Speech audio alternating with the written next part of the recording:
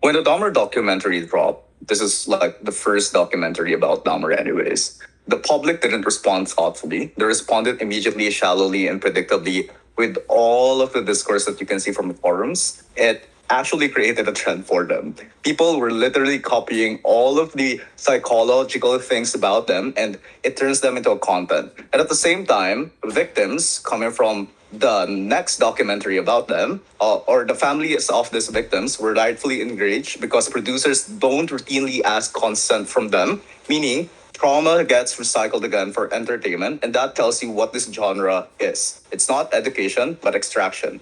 Joseph's criticism is twofold, and both are structural. First, these documentaries are deliberately engineered to form attention. They're a profit machine. That's why, inevitably, it dramatized the perpetrator through subjective interpretation of factual information, frame them as complex, and package violence into a bingeable narrative because that's how the formula or model of these documentaries look like. You will make them the main character of this through childhood, etc. This simply means that its representation and pathway will always rely on the hands of its directors and producers. That's why documentaries in itself will always have bias, and the fact that these are problematic people are far worse. Because even when people who supports them creates a documentary revolving around them, even people who supports them creates a documentary revolving around them, like how Bongbong Marcos or the Marcos family utilized a lot of directors to formulate sympathy and win the election with a documentary of Made in Malacanang, for example. So even if the ending condemns him, because most likely, even if you are a conservative individual who wants to protect these individuals,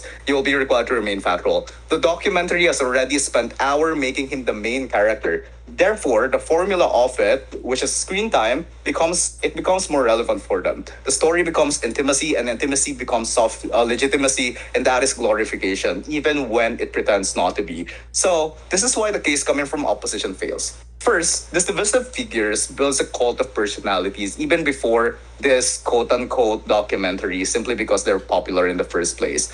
Precisely because they are kind of an outlier also at the same time. They are an extreme, transgressive, and visibly powerful individuals like Bongbong Marcos, which makes them instantly more narratively interesting than an ordinary people. And that's why you can see a lot of documentaries about Hitler also, for example, that's kind of getting shit on by a lot of consumers in the first place. When you give them documentaries, you don't just report on them. You amplify them into icons. That's why you don't process them. You don't process harm as harm. They process it as spectacle, competence, or charisma. So even if the documentary is critical, the format still centers their voice and value and their myth, which makes them feel larger than life and therefore worth obsessing over. So even if, as you know, it kind of creates a solution for the current problem that we have. But the problem here is that icons like Didi were already condemned anyway, and that misses the point completely. Because what we tell you is that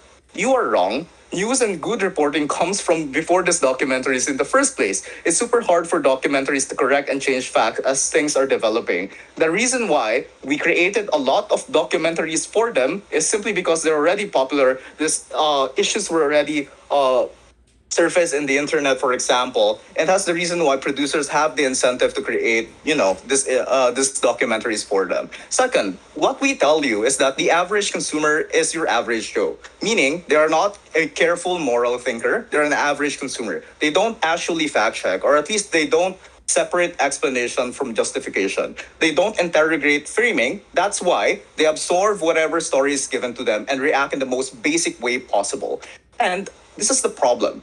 Our alternative is actually a lot simpler and a lot stronger. What we want is we don't center the perpetrator's psychology. We center the victim's harms and structures that enabled it, just like how Eyewitness do it with loads of their documentaries in the first place. We stop asking, what made him this way? And we start asking what the damage did he cause and why the society allows it. This is why when opposition wants to center victims, of course you can just create this kind of documentaries just like how Eyewitness do it. So that matters because consumers are always terrible at nuance, but they're far better at moral clarity when the subject is harm and not charisma. If you stop giving the audience a protagonist to romanticize, you also stop making evil culturally cool in the first place. But before that, I'll take a PY from closing.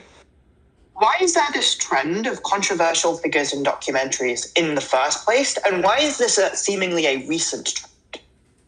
I mean, the reason for that is they can get a lot of money to do this. But the problem is, it's not just a trend. This already happened before, even on the early 2000s. You can see a lot of problematic documentaries through subjective interpretations of these producers using factual information in lieu that it is a documentary. But the problem is, even if the intent is good and that is going to be your best case, what we tell you is the formula that it hijacks or the formula that creates for an average consumer. You still glorify them even in the best form. And this is where we impact moral desensitization and the normalization of harm of this. These documentaries don't just inform the public, they systematically train the public to treat evil as a normal content that you might be able to understand, that you might be able to get a message from if you just learn their childhood. And that's why it doesn't create any moral boundary for them. These documentaries are narrative first. They inevitably make the perpetrator the center of attention.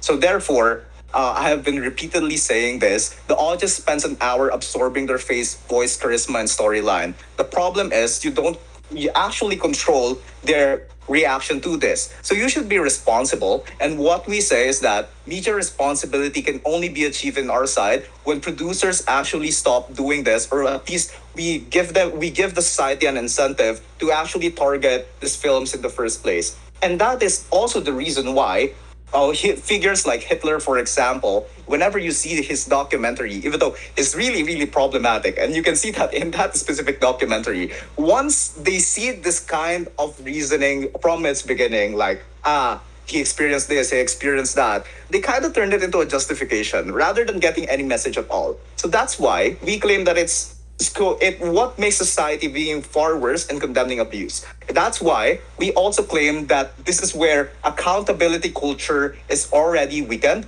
And this is also the reason why what we wanted is a world where where the discourse is centered around the real discourse in itself, and this crushes this kind of harmful normalization. Proud to propose.